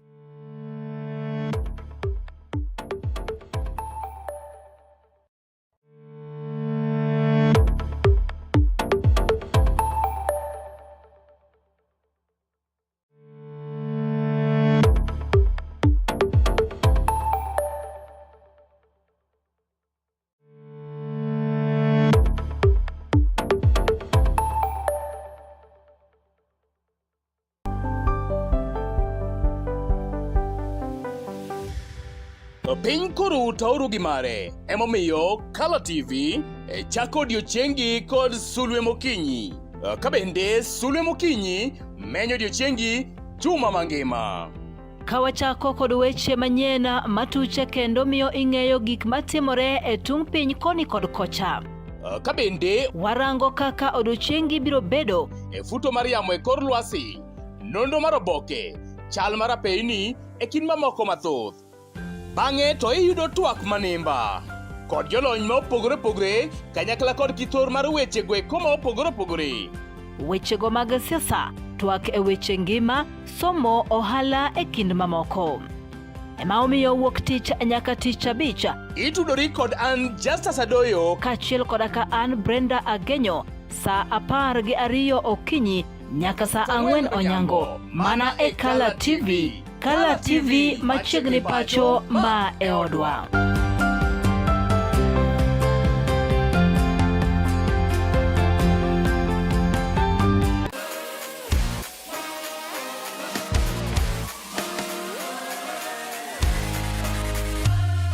Komuoch to wan kode duoko mag tuke mopogore opogore, jotugo motimogi, kuonde magitimogie, to gin tuke magi mabiro.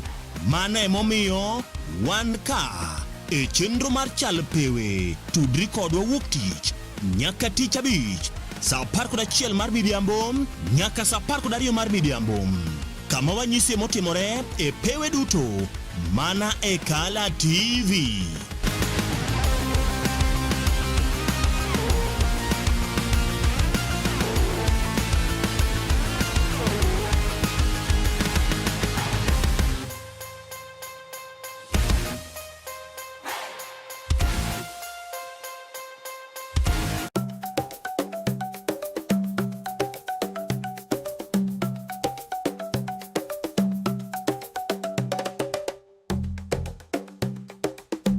Be isegombo ng'eyo kit tedo chiemo ma opogore opogore, obed chiemo manyasani kata manyachon, machalo aliya, aluru, obambo, to kod mamoko mathoth?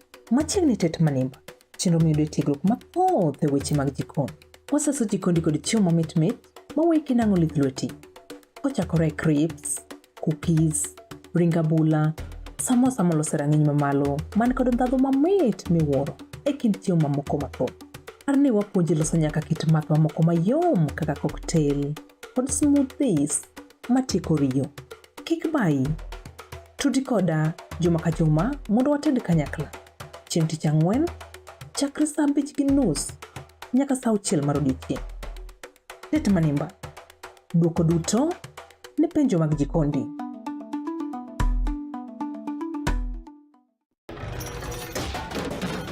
Tok bedo kod odiochieng' marabora e sikunde ka iduogo pacho, yud thuolo mar kweyo pachi kendo bedo gi mor e chenro mar Bang School. Chenro mar Bang School chakore saa 10:30 mamidhiambo nyaka saa 11 mamidhiambo. Kama inene katun mamori, ipuonjori weche mathoth, ibedo kod mor gi nyiero motimo Cathedral. Kik bai, Bang School, chenro manigi mor lilo ne nyithindo duto. Kala TV, machiegni pacho ma e odwa.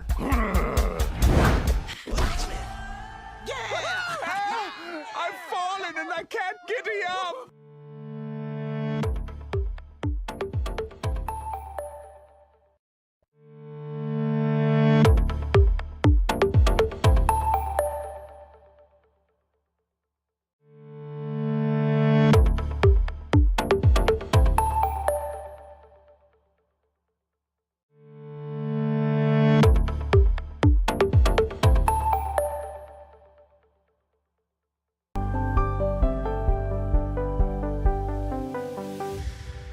Piny koro tauru gi mare, emomiyo Color TV chako odiochiengi kod Sulwe Mokinyi. Kabende Sulwe Mokinyi